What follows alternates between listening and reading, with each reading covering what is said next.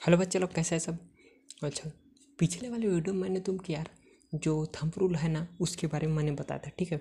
तो आज की इस वीडियो में क्या करूँगा, तुमको एक मैंने जैसे उससे पहले वाले वीडियो में बताया था कि तुमको महाभारत का एग्जाम्पल दूंगा, ठीक है।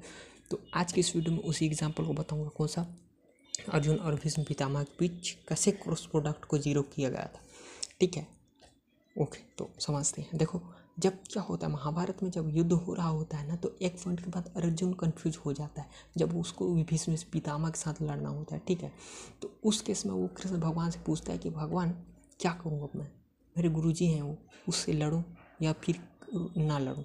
तो कृष्ण भगवान बोलते हैं, उसको समझाते हैं कि देख भाई, सिंपल सी बात है, तेरे को अपने भाइयों का अगर बलिदान देना है तो ठीक है, उसको गुरु मान ले, उससे मत लड़।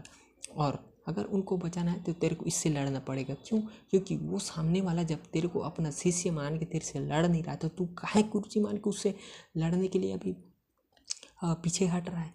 ऐसा करके उसको समझाते हैं और उसको बताते हैं कि देख, अगर उसको गुरु मत मान, वो तेरे को अपोजिशन मान के लड़ रहे हैं, तो तेरे को वही करना होगा। ऐसे हाल में उसको भड़का देते हैं। अर्जुन उसकी बातों में आ जाता है, आंखों में पूरा आंसू ले उठाता है अपना तीर धनुष और भीष्म पितामह से लड़ने लग जाता है, ठीक है।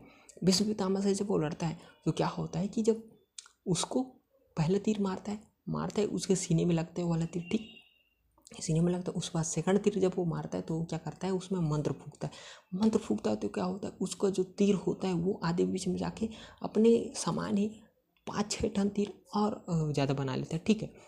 और ज़्यादा बना लेता है और सेम स्पीड सेम डायरेक्शन के साथ भीष्म पितामह की ओर जाता है और उसको लग जाता है। तो देखो, यहाँ अगर जो मेन तीर था उसको आप वेक्टर ए ले लोगे और उसी तरह से उसने बीच में जितने भी तीर बनाए उसको आप वेक्टर बी सी ऐसा अलग अलग मान लोगे वेक्टर।